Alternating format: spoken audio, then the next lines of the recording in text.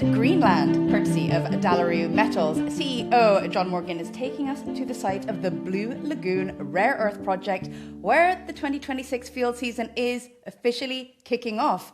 Fantastic view behind you there, John. What can you tell us about your plans for Blue Lagoon this field season?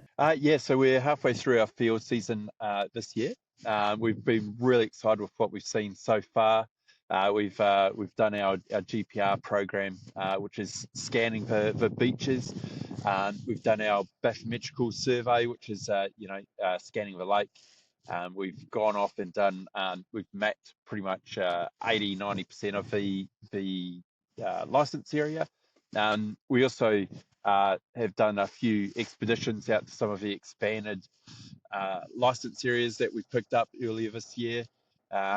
We've probably done about 300 samples across the project so far.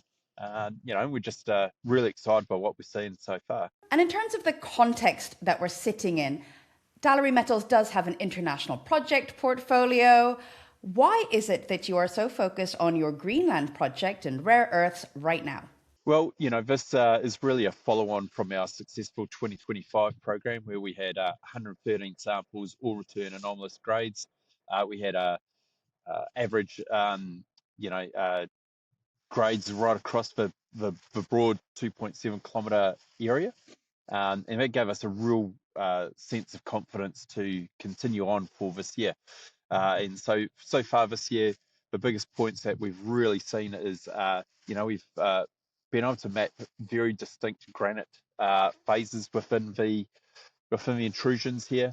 We've mapped numerous apatite sills.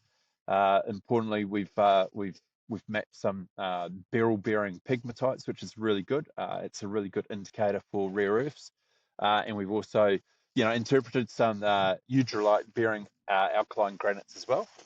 And these are all really good for rare earths in this sort of system. We hear a lot about Greenland and its rich mineral wealth in the news, but John, what can you tell us from the perspective of being on the ground about it as a mining jurisdiction? Yeah, so it's a real exciting time here in Southern Greenland.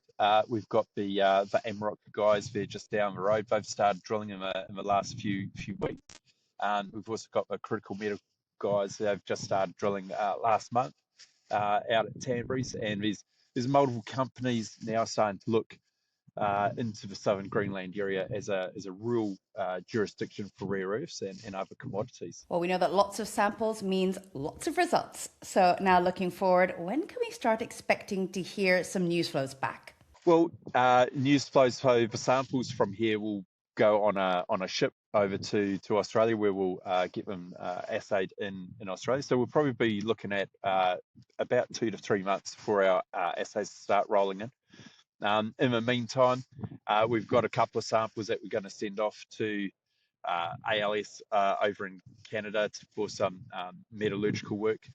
And then in the meantime, we'll be looking at really deep diving into our geology mapping and trying to piece together the source to sink sort of model that we've been interpreting previous to getting here. And now since we've been here, we really think that that model really is the way to go, and we'll be really trying to piece that together and releasing some information on it in the near future.